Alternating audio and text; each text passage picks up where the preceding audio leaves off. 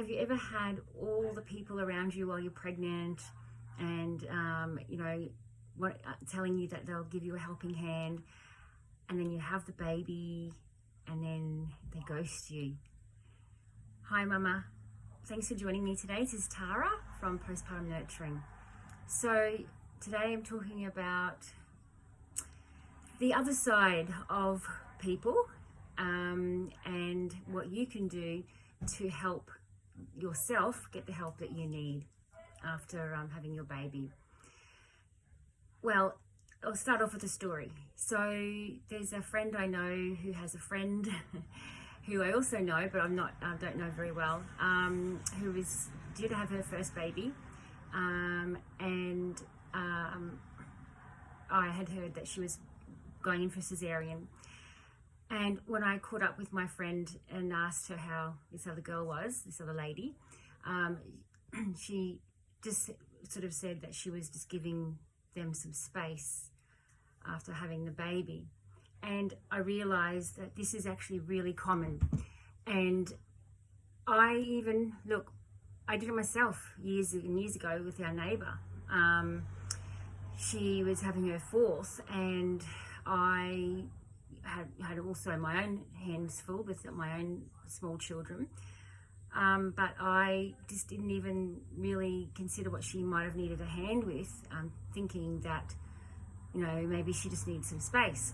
So it's very common for other people to think this way. And what we need to do is we need to speak up and ask for help. We need to actually be specific though, and know what we need help with, and ask for that specific task to be done. So I just wanted to let you know that, even though the best intentioned people who, thought they could give a hand, and maybe when the time comes, maybe other things are going on for them, life happens, and you feel let down, you feel like people are ghosting you and rejecting you. It's not necessarily the case. So people need to know how they can help you.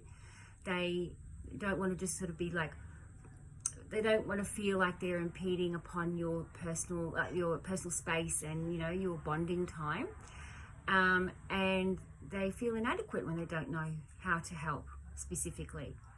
So for you, Mama, what you need to do is write down just a few things that that will make a really big difference with the help that you can receive. It might be meals, it could be laundry, it could be, knowing that you're not going to be able to tend to the garden, and if it's weather like we've been having, the grass grows really fast.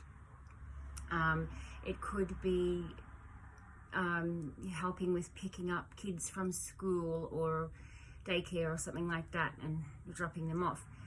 So whatever it is that like 2, 3, maybe even 4 things that will make a huge difference for you. And you can handle the smaller things when you can.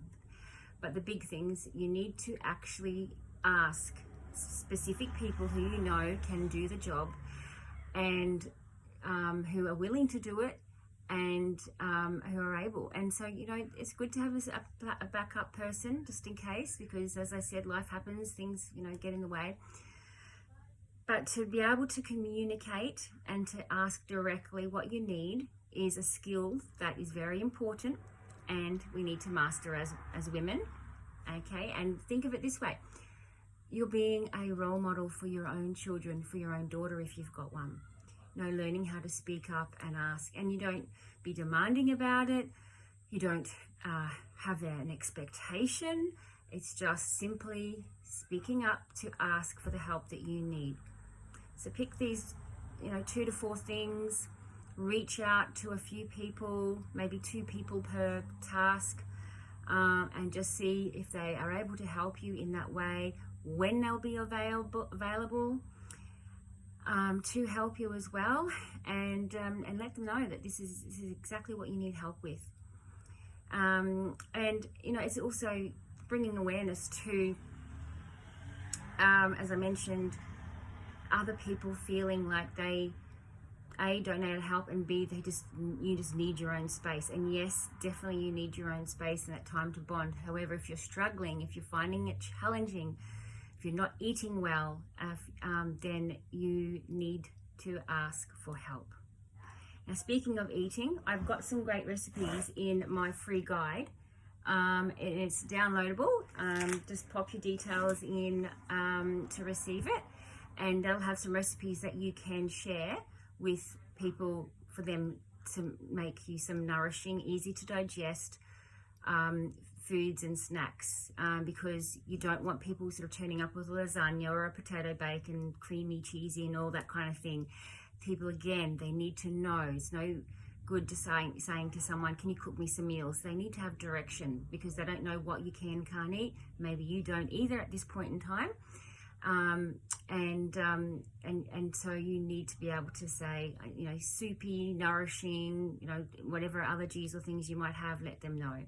You can also use mealtrain.com, which is a really good way to organize meals that you can sort of send out to a few people, and they can pop in what they're going to make and when they're going to make it and drop it around and things.